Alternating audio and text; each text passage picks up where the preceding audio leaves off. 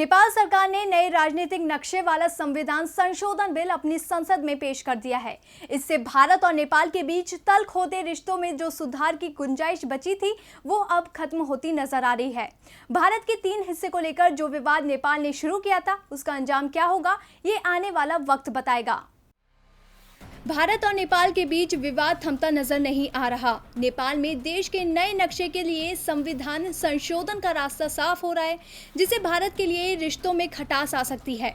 नेपाल की केपी शर्मा ओली सरकार ने देश के नए नक्शे में भारत के 3 इलाकों कालापानी, लिम्पियाधुरा और लिपुलेख को शामिल कर लिया है। नेपाल के मुख्य विपक्षी दल नेपाली कांग्रेस ने इसके लिए जरूरी संविधान संशोधन विधेयक को समर्थन देने का फैसला किया है।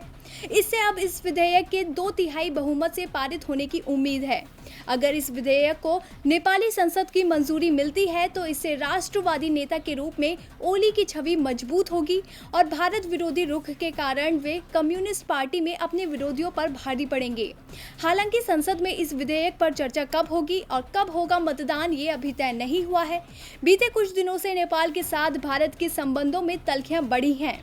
हालांकि नेपाल भारत का एक पुराना मित्र रहा है। जब नेपाल ने अपने नए राजनीतिक नक्शे में भारतीय क्षेत्र को अपना हिस्सा बताया था तभी भारत की ओर से प्रतिक्रिया सामने आई थी। विदेश मंत्रालय ने कहा था कि नेपाल को भारत की संप्रभुता का सम्मान करना चाहिए। हाल ही में नेपाल के साथ रिश्तों में आई खटास के फिर से पटरी पर आने के संकेत मिल रहे हैं। इस सिलसिले में भारत सरकार की सकारात्मक सोच के साथ मुद्दों को सुलझाने की अपील का स्वागत करते हुए नेपाल ने बड़ा फैसला किया था, क्योंकि भारत के कुछ भूभाग को समेटकर नया नक्शा जारी करने के बाद राजनीतिक और कूटनीतिक संबंधों में आई दरार के बीच नेपाल ने एक कदम पीछे हटाया था।